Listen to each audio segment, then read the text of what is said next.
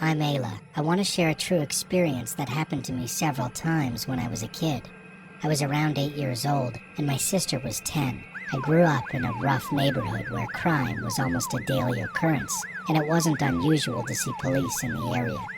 At the time, my family lived in a small 2-story apartment building. You needed a key to enter, and there were only 2 units on each floor. We lived in one of the ground floor units. One night, I was home with my little sister and my little brother, who was asleep in my bed, my mom and my dad. I was on my tablet, my sister was on hers, and my mom was cooking dinner while my dad was watching TV.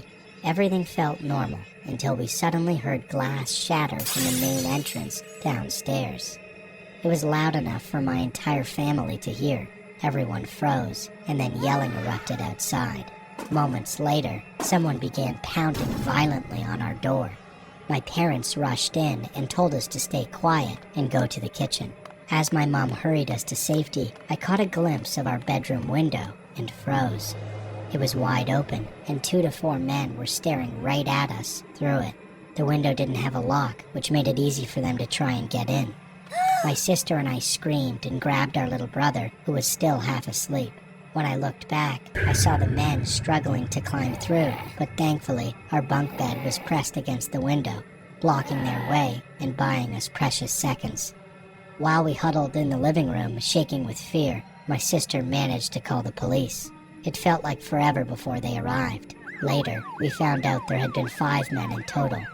2 tried to escape, but were caught. They were arrested for attempted murder and robbery. The police questioned all of us, and eventually left 1 officer behind to watch the area for the night. My dad later had to testify in court, though I have no memory of it, and honestly, I'd rather not.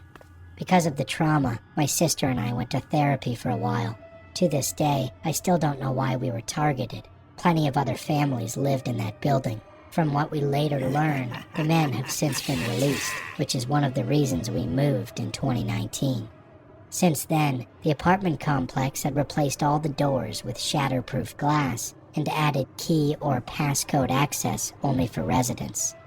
Years have passed, and I'm now 15, almost 16, while my sister is almost 18.